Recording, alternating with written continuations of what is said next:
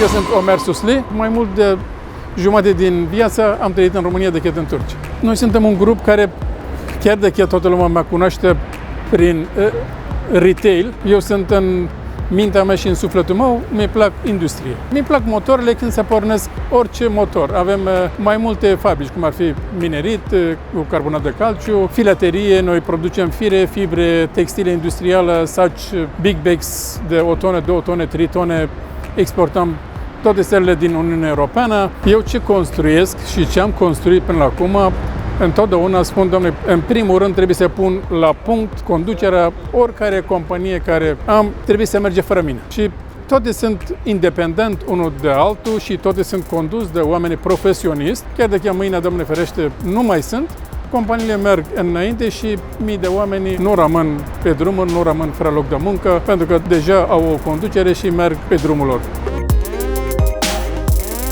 Colaborarea noastră cu Cefin nu e de astăzi sau de ieri.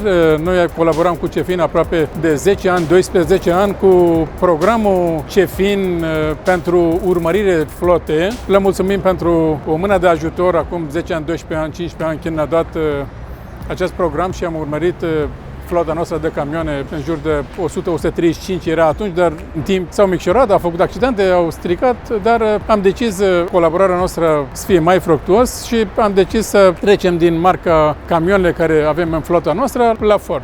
Am decis că să fie în jur de 100 de camioane pentru înnoire flote și aceste 10 camioane care vedeți în spatele meu sunt prima partidă din 100 de camioane care am decis pentru Tempo Invest. Sunt camioane specializate pentru mărfuri pulverizante, cum ar fi ciment, carbonat de calciu, făină, etc. Am vrut să arăt la oameni de afaceri că investițiile trebuie să fie făcute chiar în perioada de criză, nu așteptând ca să trece criza, că de ne uităm, încă nu s-a terminat criza 2008. Deci mai așteptăm, deja a venit criza pandemie și pe viitor nu știu ce alte crize vor veni. Mă simt foarte bine în România, cred că parcă din prima zi când am venit în România, venisem pentru o săptămână vacanță și am zis, aici e locul care trebuie să trăiesc. Chiar dacă prima zi când am venit în România erau mineri în București, nu înțelegem ce se întâmplă. Am oprit vacanța loc de o săptămână, am stat 3 zile și m-am întors. După ce s-a potolit, minerii s-au retras în locurile lor de muncă. Am venit în București. Prima companie am înființat 1992. Al doilea companie, Romtextil, am înființat 1993 de la zero și acum e o industrie care unicată în România. Suntem singurul producător fir multifilament din România. Producem fir multifilament, monofilament și fibrilat, textiliu industrială. Exportăm toate țările din Uniunea Europeană. Munca este hobby-ul cel mai mare pentru mine. Oricare băieț, visul să ai un camion, mai ales de copilărie, făceam eu acum 50 de ani, nu era ca acum jucării peste tot, nu erau plastic, nu erau și jucările care erau foarte scump. Noi, jucărie noastră, făceam noi din lemne, din ceva și arătam că avem un camion. Și în final avem acum sute de camioane și sunt bucuros, chiar dacă nu o conduc, dar